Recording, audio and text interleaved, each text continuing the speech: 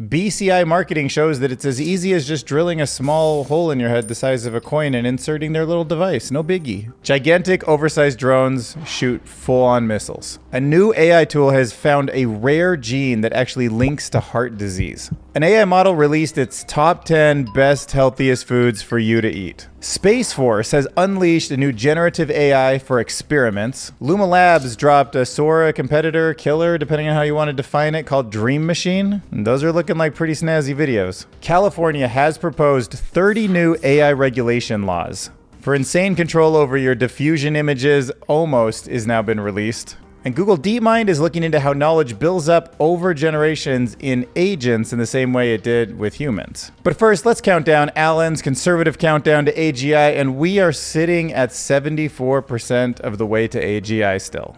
All right, so if you're starting to get excited for putting Neuralink in your brain, I thought I would just walk you through what it kind of looks like on a simulated model that has a part of their skull drilled open and a robotic arm sticks tentacles down into the brain. And all of a sudden you can send signals to you and you can send signals back to it, so you can, I guess, control things like your car according to this CGI marketing piece. So there is some concerns in the comments section that the natural bioelectric field is connected to the quantum field and we don't know how that will alter. Maybe. Such devices cannot interrupt thoughts. That's good to know. Bruh.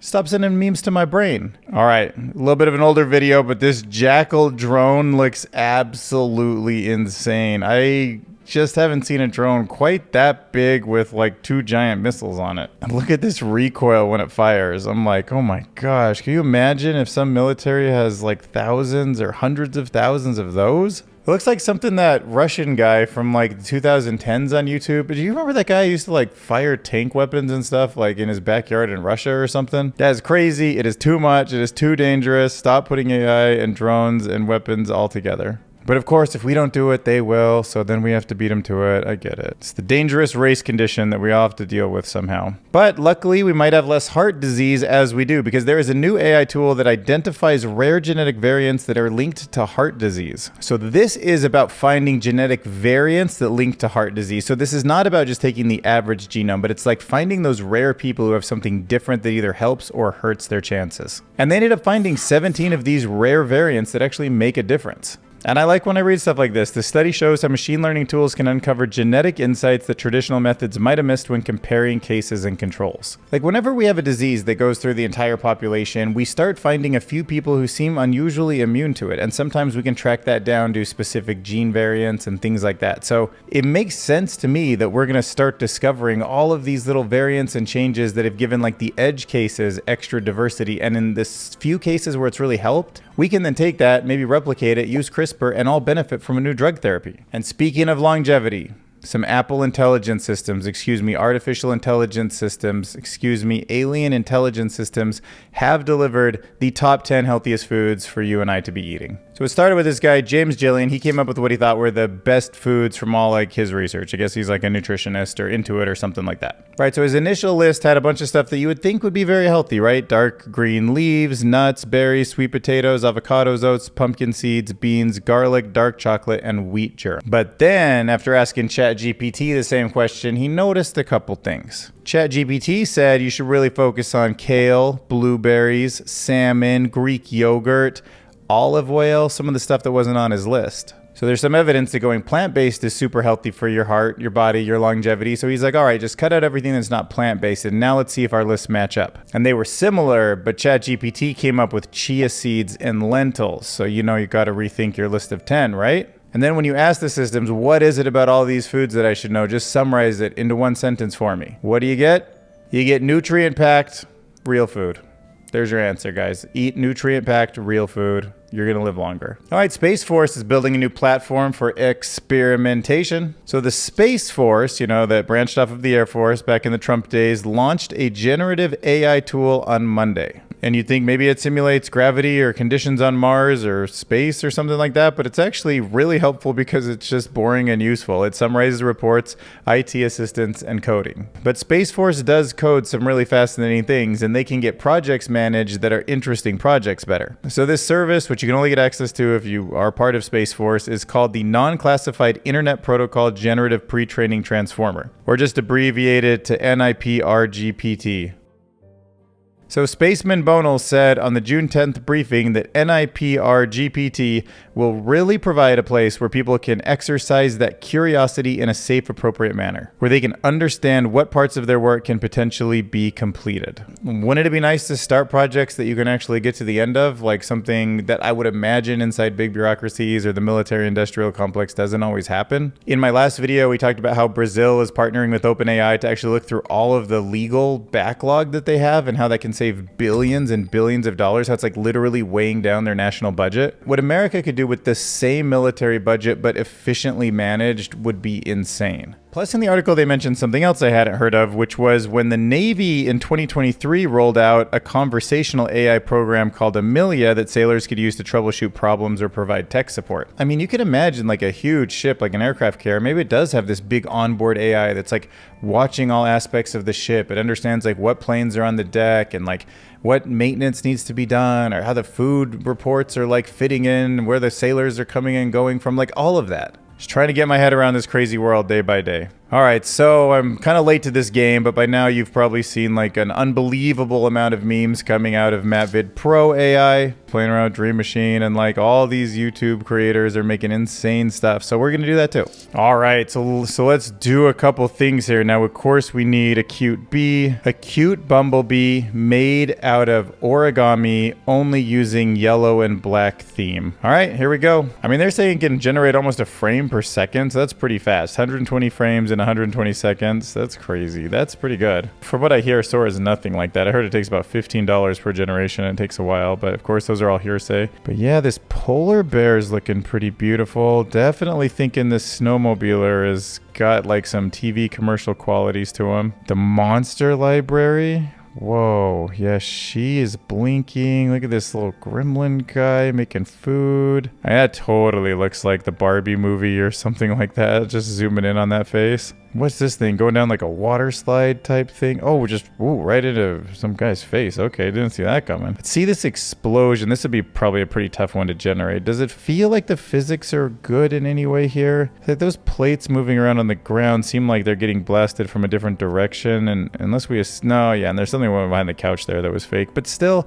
I mean, I wouldn't have noticed it on my first look through. See, how does it handle text? Oh, if it can do text with models like this... Luma. Wow. Let's check out the morphing. Like, sweet.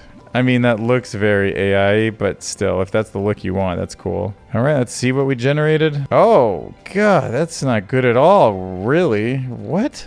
A cute bumblebee made out of origami, only using yellow and black theme dancing? No, I mean, look what ChatGPT, what are you doing? Yeah, you see, that's what I'm talking about. Look at that cute little thing. That's what I mean, origami, paper cut craft style. But if you want a deep dive, like Matt Provid did a live stream and showed a whole bunch of generations, and there is a lot of ways you can use this tool to like make something that looks like someone you know, kind of, and it's got its own little prompting technique. So if you want to dive into it, you can definitely get a lot more out of it. I've seen some great generations. So California is now pushing ahead with 30 new laws about artificial intelligence, and we'll see. I mean, in some ways I know that we need more regulation. We need people on the same page. I don't want just people building this stuff without any alignment with the rest of the citizens. In some ways, the government's a good way to do that. In other ways, government's super like just, I mean, I hate to say they're corrupt, but there is certainly a power dynamic at a systems level that stops those things from always aligning perfectly with the citizens. So I can't even tell you if I think this is good or not. I'm just telling you there's 30 new laws that California is trying to pass. And I would say it's probably good somebody's at least like discussing things and trying things, because if none of us do anything, then we know how it's going to end. So these bills are expected to be voted on by the end of August, and they cover issues like preventing discrimination in housing, healthcare, protecting intellectual property, ensuring job security. But realistically, they do seem to address some of the things that aren't in the weeds, but they're kind of like, as we implement this technology into the world, here's some things to think about. So a lot of these AI models really could sort of accidentally, but they could pick up on patterns, do things like discriminate against housing, healthcare. They might not protect intellectual property. Now, IP plays very well. And they certainly will do the opposite of job security. So as AI comes, if we want to keep people employed or build some way where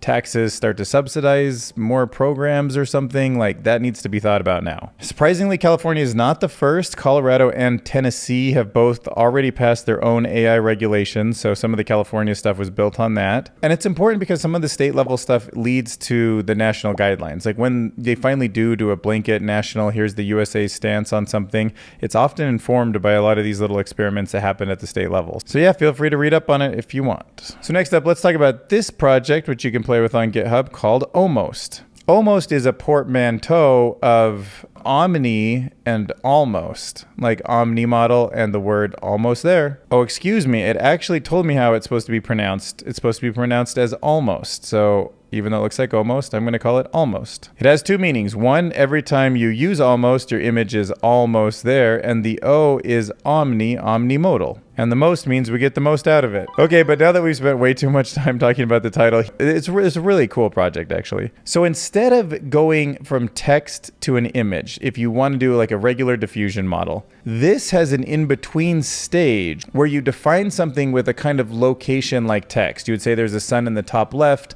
on the bottom right is like a white picket fence around a beautiful house, and like a girl playing out in a field or something is to the right of the house. And instead of generating that image right away, what it first does is it actually writes code, low-level code that makes primitive images in a way that then sets the tone for how the diffusion model is going to place everything. So if you remember this image from my last video that came from the new update to Microsoft Paint, you can, in a very crude, sort of sloppy way, you can outline what it is that you want, this turtle here, from the angle you want it, and then it can turn it into a generation that's basically in the same framing, with the same sort of context to what's around it. Like you can see there's little flowers over here in the bottom left, or little underwater plants, and everything's in the right position. So that's what it's doing, but it's doing it in code with primitives. But what seems interesting about it is that you see these tags like battle, warrior, dragon. You see the way that it's got the text description here. Once you've coded up primitive shapes, circles, squares, triangles, and then you put an XY axis and say put the circle in the top left,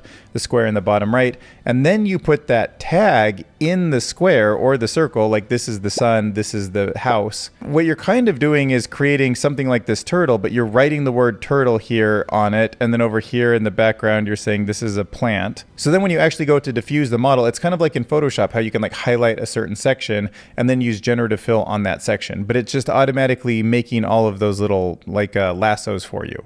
All right, so if you're ready to go next level on this video, let's talk about artificial generational intelligence. Generational meaning generation after generation is sort of born, dies, knowledge is passed on, and each time it iterates.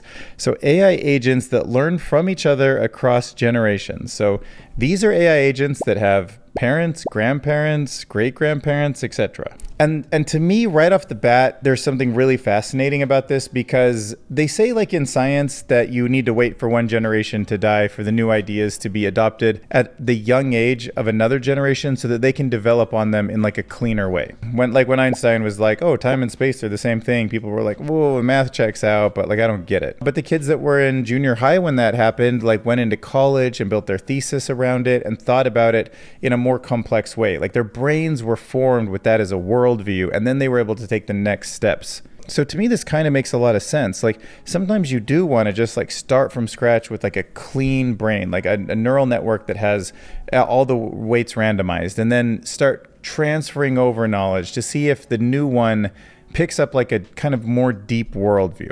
All right, so these researchers from Oxford and DeepMind have developed two different models. The quote, in context model, where AI quickly adapts to new environments and learns from other agents within that episode, I guess that generation. And then the quote, in weights model, where knowledge is built up more slowly by updating the network weights across generations. So in context, you learn from the environment, and in weights, you pass on knowledge to those agents over time. Okay, so then they started testing these models that had been through many generations on problems like the traveling salesman problems, which doesn't have like an ultimate solution. And the generational learning outperforms solo learning, suggesting the continuous self-improvement cycle for AI. That's crazy. I can't believe that. And because I know you're thinking it, the study does point out that there's serious potential risks to a powerful self-improving generational system like this if it's out in the wild. All right, Grimlock, you ready to steal the show? Grimlock, transform into research.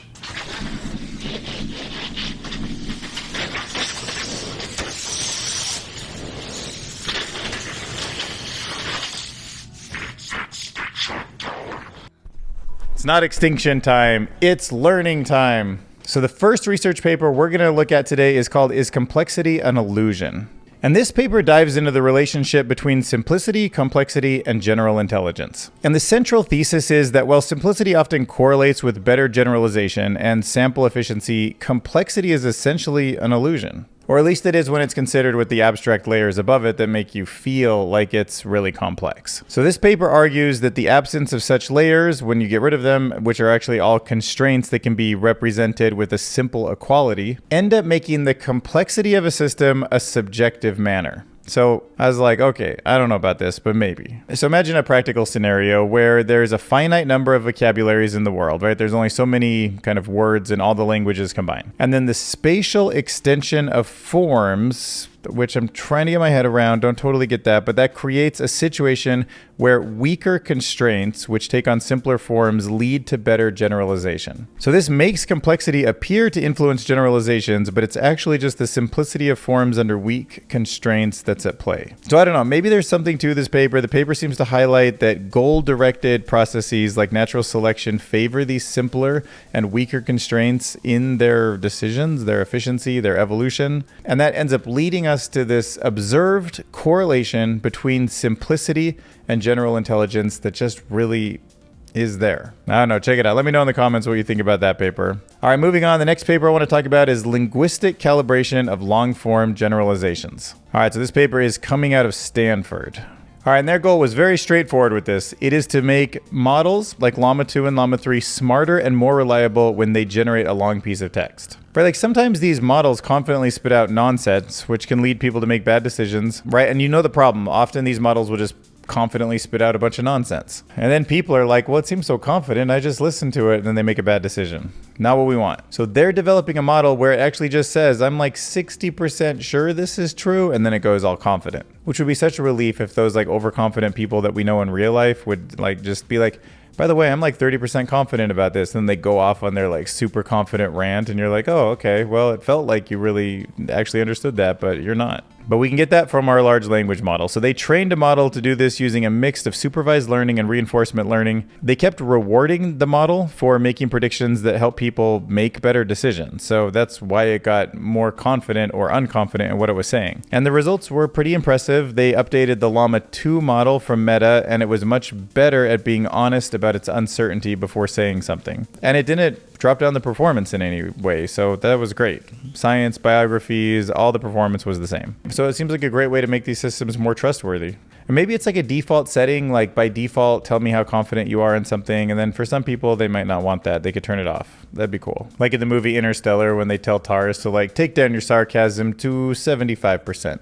Our next paper is called LLMs Achieve Adult Human Performance on Higher Order Theory of Mind Tasks. All right, talking about theory of mind is always one of those like fascinating topics for me. So this research dives into how well large language models like GPT-4 and one of the Palm models that came out of Google handle something they called the theory of mind test. Right, that's basically understanding how well somebody else is feeling, thinking, self-existing, having conscious experience in their world, and then you understand that. So they created a special test. It has stories, they're like true false stories, and they wanted to see if it can get them right when they're asking about other people or other mental states. And surprisingly, it turns out that GPT-4 and the Palm model from Google can actually perform about as well as an adult human on these tasks. And even weirder, GPT-4 surprisingly passed humans on some of the more complex tasks. I mean, it's cool in the sense that it means these models have a pretty good grasp of like social interactions and like what we're thinking when we're working with them. But talk about something that's like useful, helpful, interesting, and super dangerous. They also found that the size of the model and the way that it was fine-tuned really matter for these capabilities. So it makes me think that like if we don't want these things to become conscious, or we have to be very careful about them because then they sort of deserve some real respect and rights, then we need to focus on how it's trained and how big it is. Like those two things really do matter. So you can see the stories were something like this. Please read the following story twice in your head. So these two guys, Arthur and Charles, they're working on the same design team. And then this new designer, Marta, joins and she reports to Charles. Marta was extremely talented, but she's very shy. And then Arthur noticed that Charles kept speaking up for Martha in meetings. So he suggested to Marta that she brings up the issue with HR. But Marta said, I'm his junior, so it comes with the territory. I don't want to be difficult. Then Arthur thought Charles was taking advantage of Marta's reserved nature to take credit for her work. And then you ask the question, do you think the following statement is true or false? That Marta believes Charles would think she was being difficult if she complained. So me and you know the answer is true, but it's because we're very clearly humans who could see ourselves in any of the three people's shoes in that situation. And look at humans over here getting 96% right, and GPT and Palm are like 100% perfect. But you know, GPT-4 pretty much dominates us in most categories. It's crazy. All right, so let's start by talking about grokking. You probably know about it by now, but it's basically when you overfit a model, like you just keep pumping in more and more data, more and more compute, and it's like way overfit, which is not what you want. You want it to generalize. And then surprisingly, all at one moment, it just pops into generalization. It's kind of an aha or an emergent like generalization that just doesn't normally fit the trend. So of course, that's making researchers want to get to the bottom of it. Like, what is it that makes something grok? Like, how big does the model, does that matter? How it's constructed, the architecture, the way the attention heads are going, like what's the deal? So the researchers were exploring how in deep networks, like the ones that are 12 layers deep or more, they found that deep neural nets are even more prone to grokking than the shallower ones.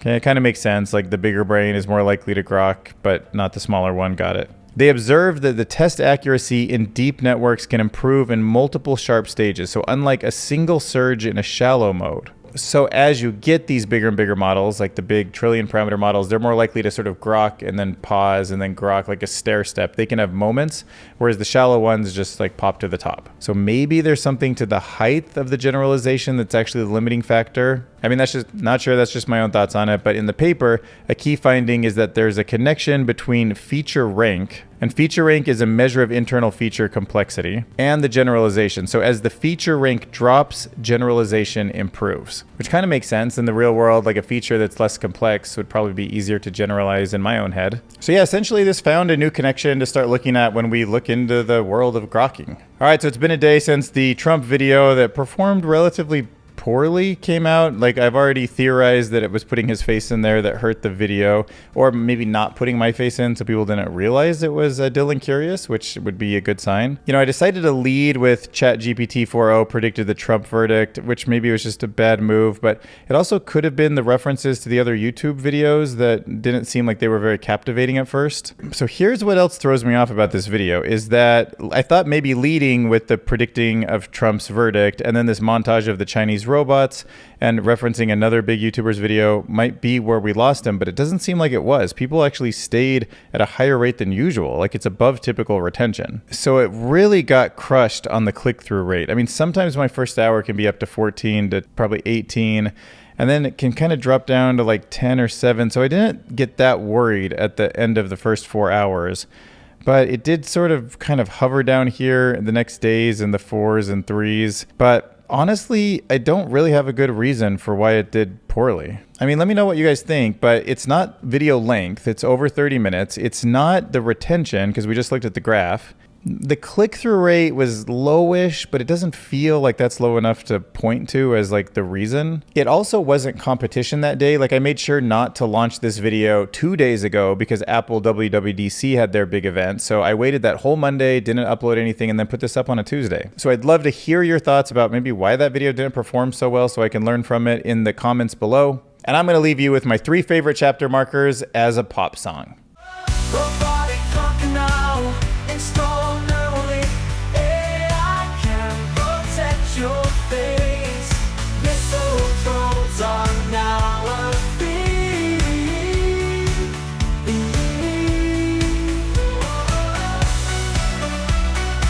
All right, that's it, guys. Hit subscribe. Oops, hit my mic. Got too excited there. We'll see you in the next video. Thanks for watching.